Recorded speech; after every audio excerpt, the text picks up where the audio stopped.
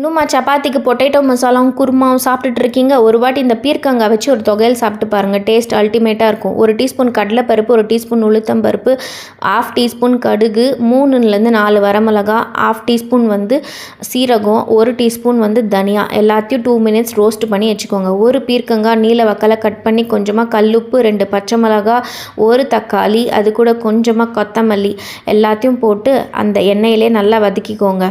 ஒரு 2 minutes lid போட்டு மூடி வச்சா சூப்பராக வெந்துடும். இப்போ அந்த பவுடர் எல்லாம் நல்லா அரைச்சிட்டு அதுக்கப்புறம் இந்த குக் பண்ணி வச்சுருந்த பீர்க்கங்காவும் அதில் போட்டுட்டு கூல் பண்ணதுக்கப்புறம் இந்த மாதிரி ஒன்றும் பாதியே தொகையல் செஞ்சுட்டு தாளிக்கட்டுக்கு 1 டீஸ்பூன் ஆயில், 1 டீஸ்பூன் கடலைப்பருப்பு, அது கூட ஒரு 1/2 டீஸ்பூன் மட்டும் கடுகு, கொஞ்சமாக கருவேப்பிலை போட்டு இறக்குனா சூப்பரான பீர்க்கங்காய் தொகையல் ரெடி.